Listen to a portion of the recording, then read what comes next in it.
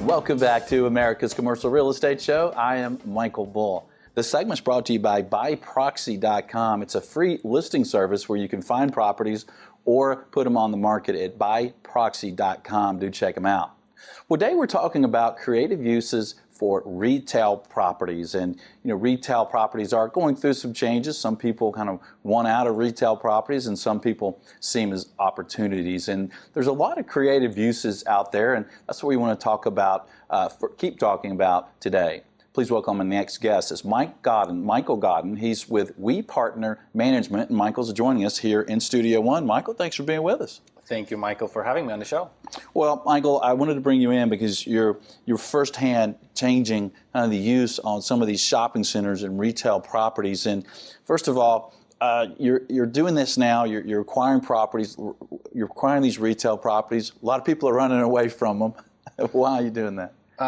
Exactly, that's the point. We see the opportunity whenever the market shifts away from an asset class, and that's particularly the case right now with retail, where you see big boxes having a very hard time to be filled. We as a real estate investment company see the opportunity to acquire those very, very lucrative sites, which we see more as land rather than income producing, kind of a covered land play that still generates a little bit of income. And we look to acquire them for a relatively low basis and then maybe shrink a little bit of the retail and add creative uses, and that could be co-working, and that could be an office use, that could be a medical use, or that is now in almost all of our projects a residential use, and that is multifamily. That's the areas where we can work with the municipalities and the constituents around to get the zoning approved, because that's where the most likely the densities will happen. Usually shopping centers are located on major corridors where you will have transit, already have some kind of transit already, and we see to utilize that where we'll say, well, we're not going to create a tremendous amount of additional traffic because this not's already a build out for this major corridors and transportation. So allow us to add 200 apartments on this 10-acre shopping center where we maybe shrink take one or two boxes away, shrink the retail to more experiential driven, and then create a mixed-use environment, maybe add some public spaces connected to an existing trail, and that creates significantly more interest to the community to let this project happen, because we as developer give something back to the community with this development as well. And I like the play. And I like the argument with municipalities and the neighborhoods, if you will, about the zoning. How is it going, though? I mean, how's that zoning going?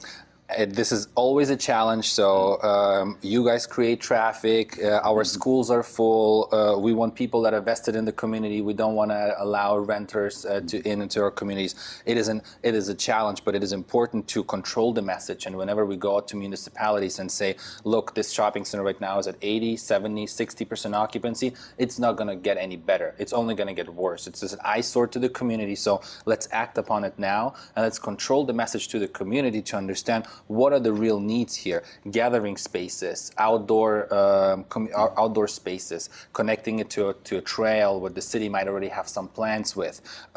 Those are all things that we could offer as a developer if the municipality supports us on the increased density and additional multifamily use. Sometimes the municipalities are so harsh by saying that we can't allow you multifamily, then we switch to either age restricted, which often does not take into account the schools. If the schools are full and that's an issue, then we can talk about empty nesters that we're targeting with our multifamily development, what we're doing on one of our projects. And the other is where we're looking into for sale condos for larger size. That is where we are kind of saying, why don't we build condos that will probably target empty nesters as well that want to downsize, especially in the suburban communities, and then buy a unit that they cannot find in those 4,000 or 5,000 square foot homes that they want to downsize. And then with that, we create give you a municipality another product type that hasn't been built for the last 10, 15 years as a for sale condo.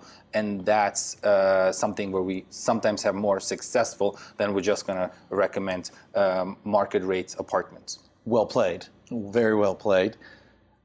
one of the uses you mentioned on these retail properties is office, and obviously in some properties, building an office building it works. But also sometimes you might have another use. And so in one of your retail properties, I know you have co-working that you're doing.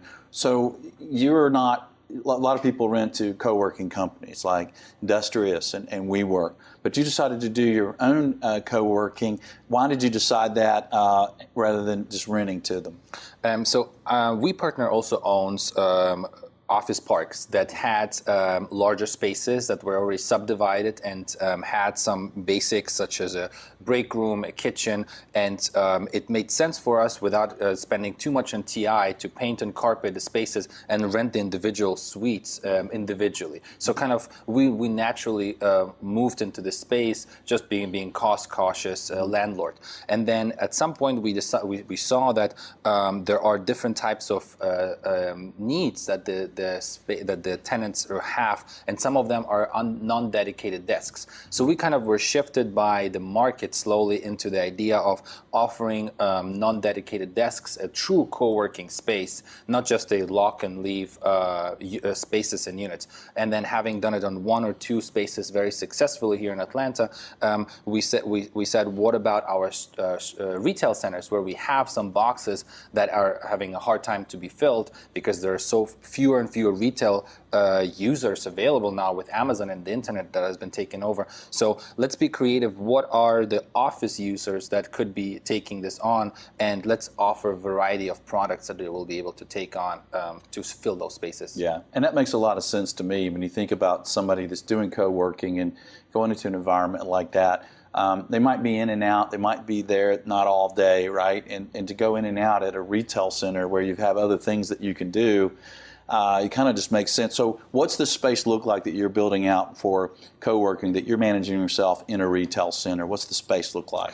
So the space will have a front where it will be a coffee shop and a common area for people just to sit with their laptop and work. That is usually the front of the shop with the glass facade and have natural light. Mm-hmm. And then once you get deeper into kind of the closed off sections environment, you have a perimeter. On the perimeter, you have offices that could be rented for 2 to 4 people. And then in the middle, you have a little bit of the desks that are non-dedicated, so people can sign up to a membership, very similar to the Industriouses and WeWorks of the world, where you create another revenue stream for people that are only spending maybe 2 days a week in those non-dedicated spots, mm-hmm. and they maybe can utilize the conference rooms whenever they have meetings, that it comes part of their membership fee.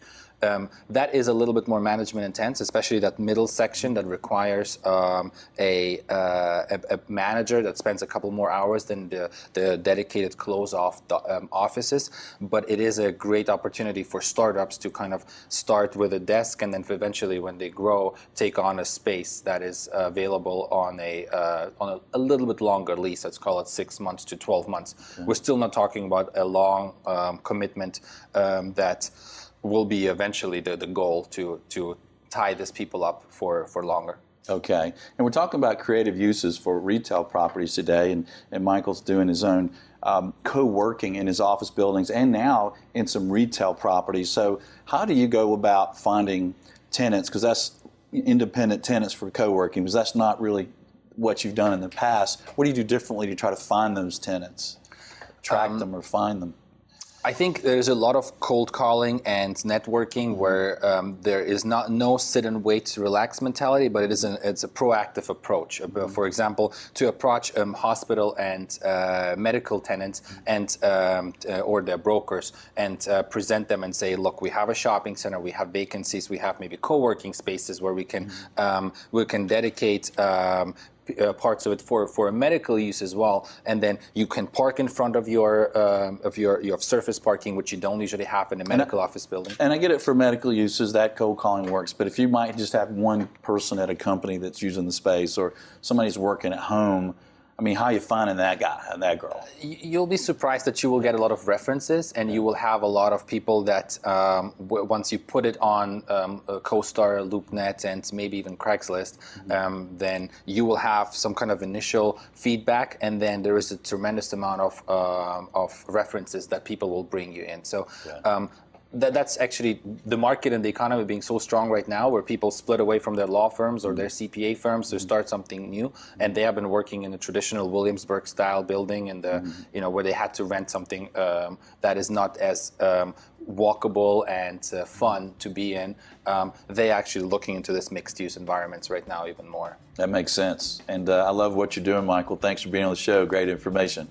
Thank you so much for having me here. All right. Well, stay tuned. We'll have more on creative uses for retail properties. Stay with us. I'm Michael Bull. This is America's Commercial Real Estate Show.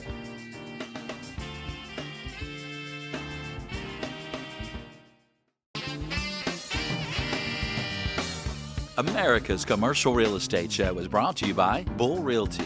For customized asset and occupancy solutions, visit bullrealty.com. Commercial Agent Success Strategies. Incredible training for commercial agents. Visit commercialagentsuccess.com. Red IQ. Turning multifamily data into actionable intelligence. Visit rediq.com.